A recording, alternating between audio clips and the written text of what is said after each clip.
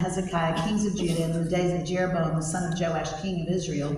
When the Lord first spoke through Hosea, the Lord said to Hosea, "Go take to yourself a wife of whoredom, and have children of whoredom, for the land commits great whoredom." He makes it real clear. By forsaking the Lord. In other words, my people are prostituting themselves after other little g gods. They are not being faithful in their love relationship with me. They are hoochie. And he says, so I want you to go, and God is not speaking metaphorically here. He says, Hosea, a prophet of the Lord, a really good guy, I want you to go and marry a girl whose phone number is all over the boys' bathroom. I want you to go marry a chick who has her own 900 number. I want you to go marry a girl who has been around. What's stunning is his response. We talked about obedience this morning. Hosea's response to this audacious request from God, I want you to go marry a bad girl even though you're a good guy, is stunning because all it says is, so he went. So he went. We've been talking about listening to God. This morning we talked about being in a love relationship with God. Ali talked about how Hagar, who, goodness gracious, you don't think of someone like that being not only seen by God, but loved by God. God didn't tell Hosea, you need to fit into this dress in order to fit back into the plan I have for you. He said, I see you. They've kicked you to the curb. I see you. You still matter to me. Hosea hears the word of the Lord. It doesn't make sense, but because he knows the character of God. And that's where we have to start when it comes to listening to the Lord. Our God is always good. Our God is always good. Our God is always good. Our God does good. Our God's plans for us are good. Plans to bless us, not to harm us. Is life always good? No. I could eat carbs all day long if life was good. My daughter wouldn't have been beaten at the orphanage if life was always good. Frankly, my daughter's first mama wouldn't have died if life was always good. None of y'all would have sat down if life was always good. Life is not always good, and Jesus didn't punk us. He said, in this world you will have trouble. Take heart, I've overcome the world. This isn't your home. You're aliens and strangers here. But this world is affected by the fall. Sin has permeated this world, so other people will give you two small dresses. People with little bitty butts that aren't even masculine. Y'all gotta cut that out. Don't let that stay in the tape. God will be so fired for that.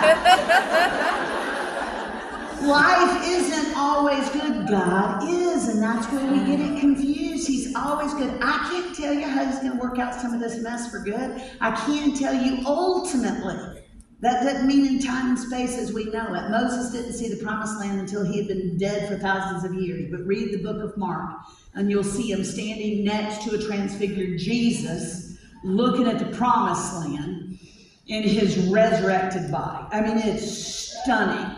So did Moses make it in the promised land? Yes, he sure as heck did. Just not on his eye count. So our God is always good. Ultimately, everything will work out for his good, for our good and his glory, right? But you got to get Romans 8:28 in the context of 10 verses earlier where God says there will be groaning here. We will groan inwardly as we wait eagerly for our adoption as sons and daughters. Hosea knew life isn't good right now. My neighbors are going nuts, and they're not being faithful to our Creator Redeemer. Life is a hot mess, but Yahweh is good. And I don't know why in the world he's telling me to marry a sleazy girl But he's good, so he went. That's obedience. Obedience is you listen to God and you don't have to understand what he tells you to do.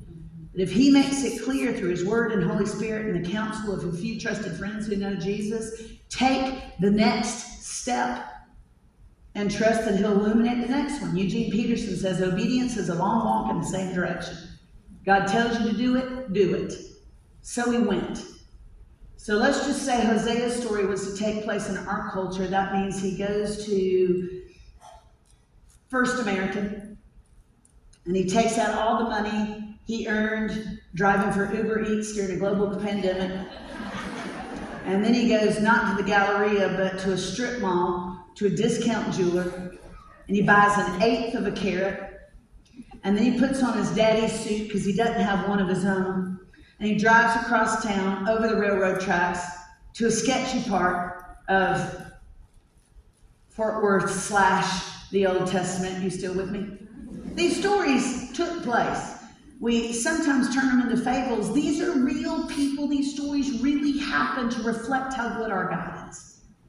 He walks up to Doug Gomer's front door and he knocks on the door in his daddy's suit. He's slathered in Axe cologne. He's got a little bitty velvet box. He's got some roses that he picked up from the grocery store on the way there. Nervous as a cat, hair slicked back, knocks on the door. Nobody opens the door because Gomer's daddy, Mr. Diblum, he's in a lazy boy with duct tape on the arms. He's watching a ball game. Mavericks are losing, so he's mad. Drinking a Bud Light. Doesn't even hear Hosea bang on the door. Takes a couple of minutes for Mr. Diblin. This is not exactly in the Bible. It is what you would call a loose exegesis. But if this story were to take place today, this is what it would look like. This is a real story. Read it for yourself. God says, go, Mary, go, Gomer. Hosea says he went, and it says he goes and seeks out Mr. Diblum as Gomer's daddy. So just imagine him knocking on the door, and ultimately Mr. Diblum gets up and he opens the door, and here's this clean-cut looking kid standing there with a velvet box and roses and a too big suit. And he goes, "What you want, boy?" And Hosea goes, "Hello, Mr. Diblum. Yahweh sent me here. I came to ask for your daughter's hand in marriage." "Boy, you punking me! You put me up on the Instagram. Somebody got a GoPro. You are punking me, boy." "No, sir. No, sir, I'm not punking you. Yahweh told me to come over and ask for your blessing to marry Gomer." "Gomer!" She's in the back of the house. She's painting her toenails bright red. She's watching the Real Housewives of Jerusalem. Listening to heavy metal.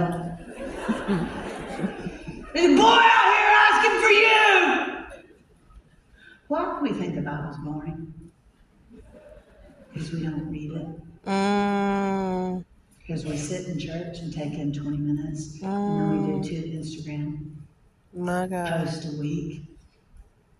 Story after story after story in there of God not just speaking to his people, loving his people. They're real stories about a real God who loves us more than we can possibly ask or imagine. "What, Daddy?" Why she so